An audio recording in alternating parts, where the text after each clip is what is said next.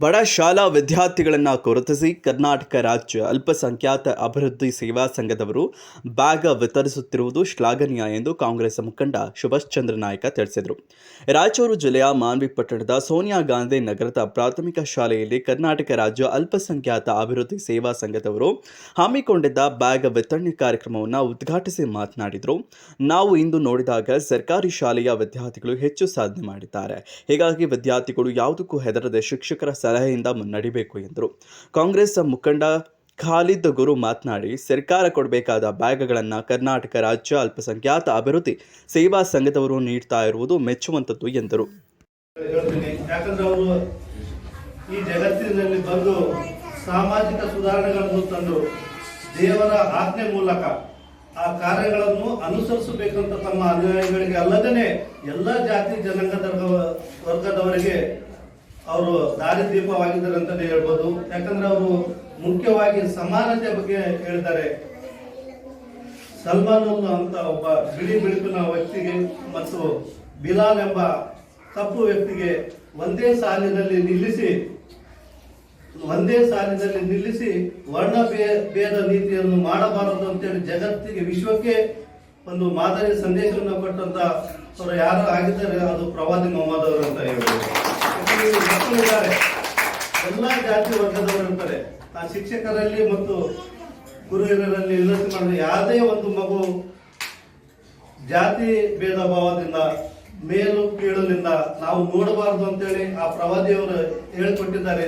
ಅದು ಒಂದು ಮಾತನ್ನ ನೀವು ಅನುಸರಿಸಿಕೊಂಡು ಹೋಗ್ಬೇಕಂತ ನಾನು ನಿಮ್ಮಲ್ಲಿ ಕೇಳಿಕೊಳ್ಳುತ್ತೇನೆ. ಅದೇ ರೀತಿಯಾಗಿ ಈ ಒಂದು ಶಾಲೆ ನೋಡಿದಾಗ ನನಗೆ ಖುಷಿ ಅನಿಸ್ತು. ಬಿಲ್ಡಿಂಗ್ ಇದೆ, ಸರ್ಕಾರ ಆಲ್ಮೋಸ್ಟ್ ಇಲ್ಲಿ LPS ಆದ್ರೂ 5-6 ಜನ ಶಿಕ್ಷಕರಿದ್ದಾರೆ. ಯಾಕಂದ್ರೆ ನಮ್ಮ ಭಾಗದಲ್ಲಿ ಶಾಲೆಗಳಿದ್ದಾವೆ, ಶಿಕ್ಷಕರ ಸಂಖ್ಯೆ ಕಡಿಮೆ ಇದೆ. ಆಲ್ಮೋಸ್ಟ್ ನಾವೆಲ್ಲೇ ಹೋಗ್ಲಿ ಶಿಕ್ಷಕರ ಒಂದು ಕಡಿಮೆ ಕಾಣ್ತದ. ನಮಗೆ ಇದ್ದ ಮಾಹಿತಿ ಪ್ರಕಾರ ನಮ್ಮ ತಾಲೂಕಿನಲ್ಲಿ ಸುಮಾರು 400ರಿಂದ 500 ಶಿಕ್ಷಕರ ಹುದ್ದೆಗಳು ಖಾಲಿ ಇದ್ದಾವೆ. ಇಲ್ಲಿ ನೋಡಿದ್ರೆ ಖುಷಿ ಆಯ್ತು ನನಗೆ. ಎಲ್ಲ ವಿಷಯದ ಪರಿಣಿತರ ಇದ್ದೀರಿ ಅಂತ ಅನ್ಕೊಳ್ತೀನಿ. ನೀವೆಲ್ಲ ಶಿಕ್ಷಕರು ಅವರಿಗೆ ಒಳ್ಳೆಯ ಮಾರ್ಗದರ್ಶನ ನೀಡಿ ಇಲ್ಲಿರ್ತಕ್ಕಂಥ ಮಕ್ಕಳು ಉತ್ತಮ ಪ್ರಜೆಗಳಾಗಲು ನೀವು ಅವರಿಗೆ ವಿದ್ಯಾರ್ಜನೆಯನ್ನು ಕೊಡಬೇಕು. ಮತ್ತೆ ಮಕ್ಕಳಲ್ಲಿ ಒಂದು ವಿಷಯದ ಹೇಳ್ಕೊಡ್ತೇನೆ. ಯಾರು ನಾವು ಬಡವರು, ನಮ್ಮಿಂದ ಓದೋದಾಗಲ್ಲ, ನಾವು ಸರ್ಕಾರಿ ಶಾಲೆಯವರು, ನಮಗೆ ಬೇರೆ ಶಾಲೆಯ ಮಕ್ಕಳು ಕೂಡ ಕಾಂಪಿಟೇಷನ್ ಮಾಡೋದಾಗೋದಿಲ್ಲ ಅಂತಂದು ಆತ್ಮಸ್ಥೈರ್ಯನ ಮುಂದಬೇಕಾಗಿಲ್ಲ. ಯಾಕಂದ್ರೆ ಇವತ್ತು ನಮ್ಮ ಕರ್ನಾಟಕ ರಾಜ್ಯದಲ್ಲಿ SSLC ತರಗತಿಯಲ್ಲಿ 625 ಅಂಕ ಪಡೆದ ವಿದ್ಯಾರ್ಥಿನಿ ಯಾರಾದ್ರೂ ಇದ್ರೆ ಅದು ಮೊರಾರ್ಜಿ ಗವರ್ಮೆಂಟ್ ಶಾಲೆ ವಿದ್ಯಾರ್ಥಿನಿ. ಅದಕ್ಕೆ ಇಲ್ಲಿರ್ತಕ್ಕಂಥ ಶಿಕ್ಷಕರ ಜವಾಬ್ದಾರಿ ಏನಪ್ಪಾ ಅಂತಂದ್ರೆ ಈ ಇಂದಿನ ಮಕ್ಕಳೇ ಮುಂದಿನ ಪ್ರಜೆಗಳು. ಆ ಉತ್ತಮ ಪ್ರಜೆಗಳಾಗಲು ನೀವೆಲ್ಲರೂ ಅವರಿಗೆ ಒಳ್ಳೆಯ ವಿದ್ಯಾರ್ಥಿಯನ್ನು ಕೊಡಬೇಕು ಅಂತೇಳಿ ಇನ್ನೊಮ್ಮೆ ನಾನು ನಿಮ್ಮಲ್ಲಿ ಕೇಳ್ತಾ, ಇಡೀ ರಾಷ್ಟ್ರ ಮಟ್ಟದಲ್ಲಿ ಕಾರ್ಯಕ್ರಮಗಳು ನಡೀತಾ ಇದೆ. ಆ ಕಾರ್ಯಕ್ರಮದ ಮುಖಾಂತರ ನಮ್ಮ ಪ್ರವಾದಿ ಬಂದಿರೋದು ಕೇವಲ ಮುಸ್ಲಿಂ ಜನಾಂಗಕ್ಕೆ ಅಲ್ಲ, ಅವರು ಬಂದಿರೋದು ಇಡೀ ಮಾನವ ಕುಲಕ್ಕಾಗಿ. ಅವರು ಈ ಸಮಾನತೆಯನ್ನು ಕೊಡಲಿಕ್ಕೆ ಅವರು ಈ ಪ್ರಪಂಚ ಲೋಕದಲ್ಲಿ ಬಂದಿರೋದು. ಹಾಗಾಗಿ ಈ ಮಾಸ ಇರೋದು ಪ್ರವಾದಿ ಮೊಹಮ್ಮದ್ ಸಲ್ಲಲ್ಲಾಹು ಅಲೈಹಿ ವಸಲ್ಲಂ ಅವರ ಮಾಸ. ಹಾಗಾಗಿ ನಮ್ಮ ಈ ಸಂಘದ ವತಿಯಿಂದ KMDC ಅವರು ಹುಡುಗರು ತಾಲೂಕಾ ಘಟಕದ ವತಿಯಿಂದ ಈ ಕಾರ್ಯಕ್ರಮಗಳನ್ನು ನಿನ್ನೆ ಅವರು ಪ್ರವಾದಿಯವರ ಜನ್ಮದಿನ, ಆ ದಿನದಂದು ಸುಮಾರು ಸರ್ಕಾರಿ ಆಸ್ಪತ್ರೆಗಳಲ್ಲಿ ತೆರಳಿ ಒಂದು ಊಟದ ವ್ಯವಸ್ಥೆಯನ್ನು ಮಾಡಿದರು. ಅದರ ಜೊತೆಗೆ ಹಣ್ಣು ಹಂಪಲ ಹಂಚುವ ಕಾರ್ಯಕ್ರಮಗಳು ಮಾವಿನಗರದಲ್ಲಿ ಸುಮಾರು ಕಾರ್ಯಕ್ರಮಗಳು ನಿನ್ನೆ ಆದವು. ಆ ಕಾರ್ಯಕ್ರಮದಿಂದ ನಮ್ಮ ಪ್ರವಾದಿ ಮೊಹಮ್ಮದ್ ಸಲ್ಲಲ್ಲಾಹು ಅಲೈಹಿ ವಸಲ್ಲಂ ಶಾಂತಿಯ ಜೊತೆಗೆ ಬಡ ಮಕ್ಕಳಿಗೆ ಯಾವ ರೀತಿ ನಾವು ಜವಾಬ್ದಾರಿಯುತ ಸ್ಥಾನದಲ್ಲಿರೋರು ಯಾವ ರೀತಿ ನೋಡಬೇಕು ಅನ್ನೋ ಒಂದು ಸಂದೇಶವನ್ನು ನಮ್ಮೆಲ್ಲರಿಗೂ ಕೊಟ್ಟು ಹೋಗಿದ್ದಾರೆ. ಹಾಗಾಗಿ ಒಂದು ಸಣ್ಣದೊಂದು ಪ್ರವಾದಿಯವ್ರದ್ದು ನಾನು ಒಂದು ಮಾತನ್ನು ಹೇಳ್ತೇನೆ. ಪ್ರವಾದಿಯವರು ಹೇಳುತ್ತಾರೆ, ಯಾವ ಮಕ್ಕಳಿಗೆ ತಂದೆ ತಾಯಿ ಇರೋದಿಲ್ಲ ಅಂತ ಮಕ್ಕಳಿಗೆ ನೀವು ನಿಮ್ಮ ಮಕ್ಕಳಿಗೆ ಹೊಸ ಬಟ್ಟೆಗಳ ಧರಿಸಬಾರದು ಅವರ ಮುಂದೆ ಅಂತ ಹೇಳಿ. ಇದು ನಮ್ಮ ಪ್ರವಾದಿಯವರ ಪ್ರವಚನ.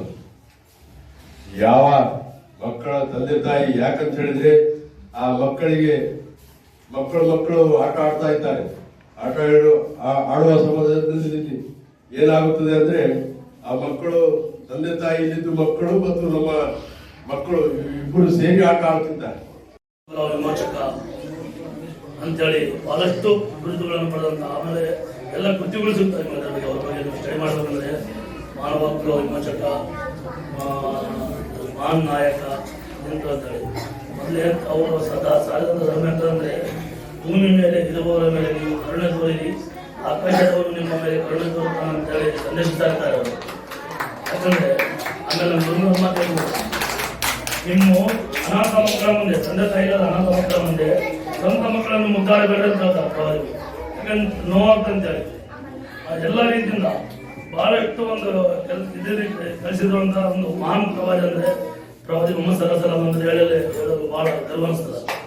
ಆ ರೀತಿ ಮನುಷ್ಯರಲ್ಲಿ ಕರಿಯನಿಗಿಂತ ಬಿಳಿಯನ ಮೇಲಲ್ಲ, ಬಿಳಿಯನಿಗಿಂತ ಕರಿಯನ ಕೀಳಲ್ಲ ಅಂತೇಳಿ ಸಾರಿದಂಥವ್ರು.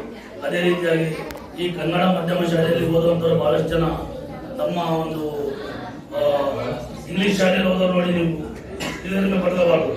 ಯಾಕಂದ್ರೆ ಕನ್ನಡ ಶಾಲೆಯಲ್ಲಿ ಸಿಗುವಂತ ಬೋಧನೆ ಇಂಗ್ಲಿಷ್ ಶಾಲೆಗಳಲ್ಲಿ ಸಿಗಲಿಕ್ಕೆ ಸಾಧ್ಯ ಇಲ್ಲ. ನೀವು ಎಷ್ಟು ಈಗ ನೀಟು ಎಲ್ಲ ಬರೀತರದ ಮಕ್ಕಳು ನೋಡಿ, ನೀವು ಕನ್ನಡ ಶಾಲೆಯಲ್ಲಿ ಮಧ್ಯಮದಲ್ಲಿ ಓದುವ ಮಕ್ಕಳನ್ನೇ ಬಹಳ ಟಾಪರ್ ಬರ್ತಿದ್ದಾರೆ. ಇಂದ ನಮ್ಮ ಇಡೀ ನಮ್ಮ ದೇಶದಲ್ಲಿ ಮಹಾನ್ ನಾಯಕರನ್ನು ಕಾಣ್ತೀರಿ ನೀವು. ಅವರೆಲ್ಲ ಕನ್ನಡ ಶಾಲೆಯಲ್ಲಿ ಓದೋರು. Sir M ವಿಶ್ವೇಶ್ವರಯ್ಯನವರಾಗಿರ್ಲಿ, ಎನ್.ಎಲ್. ಹನುಮಂತಯ್ಯನವರಾಗಿರ್ಲಿ, ಇವೆಲ್ಲ ಸಾಧನೆ ಮಾಡೋದು. ಮನೆಯಲ್ಲಿ ಬೆಳಕಲಿಗೆ ಕಂಬದ ಬೆಳಕಿ ಕೂತ್ಕೊಳ್ತಾರೋ ಸರ್ ಎಂ ವಿಶ್ವೇಶ್ವರಯ್ಯ ನಮ್ಗೆ ಹೇಳ್ತಾರೆ, ನಮ್ಮ ಗುರುಗಳು ಅವಾಗ ಹೇಳ್ತಾರೆ.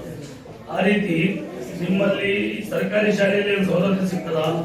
ನಮ್ಮ ಈ ಭಾರತ ದೇಶದಲ್ಲಿ ಏನು ಭ್ರಾತೃತ್ವ ಅದು ಸರ್ಕಾರಿ ಶಾಲೆಯಲ್ಲಿ ಕಾಣಲಿಕ್ಕೆ ಸಾಧ್ಯ ಅಂತ ಹೇಳಿ ನಾನು ಅನಿಸ್ತದೆ.